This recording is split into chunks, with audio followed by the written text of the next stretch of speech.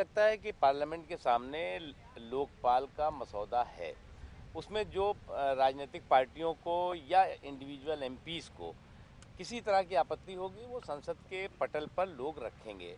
मुझे लगता है कि कई इस चीज़ इसमें कमी है और अगर पूरा के पूरा लोकपाल जो मसौदा है वो देखा जाए तो वो मजबूत लोकपाल की तरफ इशारा कम करता है, कमज़ोर लोकपाल की तरफ और मजबूर लोकपाल की तरफ इशारा ज़्यादा करता है। इसलिए मैं मानता हूँ कि संसद पर के पास अभी अधिकार है, उसमें तमाम तरह के संशोधन और तमाम तमाम तरह के सुझाव सरकार को दिए जा सकते हैं, लेकिन उसमें अब और बहुत देर करने की आवश्यकता नहीं है। अन्ना जो आंदोलन करेंगे उसमें आप लोग भी साथ देंगे? वो कह रहे हैं कि तमाम पार्टियां हम निकल कर आए।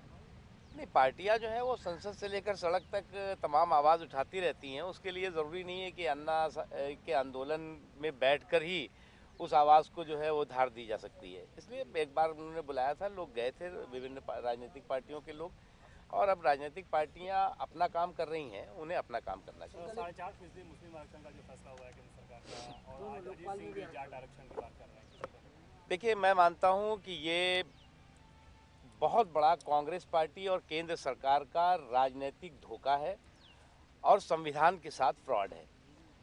जिस तरह का ये निर्णय हुआ है उससे एक बात बहुत साफ है कि इस सरकार की नीयत जाति और संप्रदाय के नाम पर देश में गृह युद्ध कराने का षड्यंत्र है और इस षड्यंत्र को कतई और किसी भी रूप में कामयाब नहीं होने दिया जाएगा।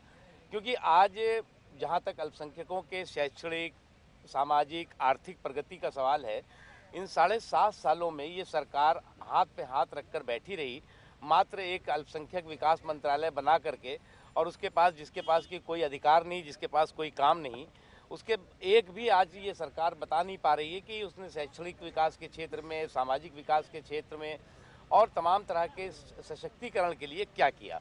अब जब उत्तर प्रदेश के चुनाव या अन्य राज्यों के चुनाव सर पे आ गए हैं तो फिर एक बार उन्होंने आरक्षण की अफीम दिखा करके और आरक्षण की अफीम पिला करके मुस्लिम वोटों के अपहरण की साजिश शुरू कर दी है। ये साजिश इसलिए खतरनाक है कि ये साजिश केवल राजनीतिक लाभ के लिए उन्होंने सोची होगी, लेकिन इसका जो दूरगामी परिणाम है वो देश में जाति और संप्रदाय के गृह युद्ध के रूप में दिखाई पड़ सकता है। इसलिए इस साजिश को किसी भी तरह से कामयाब नहीं होने दिया जाएगा।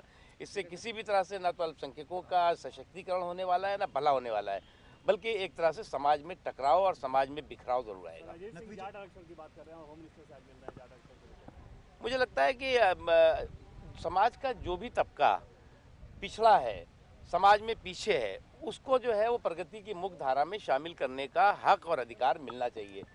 लेकिन उसके लिए मात्र आरक्षण ही रास्ता है, मैं केवल आरक्षण ही को रास्ते के रूप में नहीं देखता। नकवी जी, आप कह रहे हैं कि इससे देश में गृह युद्ध की स्थिति हो बिल्कुल सकती है, लेकिन मंडल कमीशन ने 8.4% का रिकमेंडेशन दिया था, और इस पर क्या कहेंगे?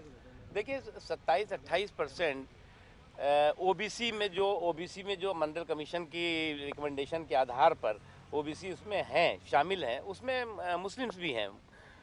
आज जो है ये जो सरकार ने साजिश की है, ये साजिश उन लोगों की थाली से रोटी छीन करके दूसरे को रोटी देने की कोशिश की है। ये तो एक तो जिन लोगों की थाली से आप रोटी छीनेंगे उन लोगों में आक्रोश, और जिनको आप देना चाहते हैं उनको किसी तरह से आप न्याय नहीं कर सकते। इसीलिए मैं तो कभी कभी कहता हूँ कि तू दरिया में तूफान क्या देखता है, खुदा है निगहबान क्या देखता है, तू हाकिम बना है तो इंसाफ भी कर, तो हिंदू मुसलमान क्या देखता है।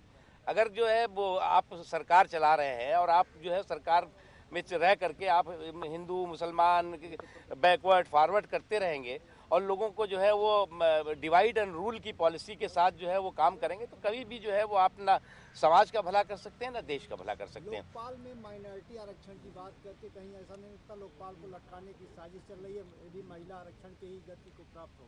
देखिए, क्या एपीजे अब्दुल कलाम साहब किसी आरक्षण के माध्यम से देश के राष्ट्रपति बने थे?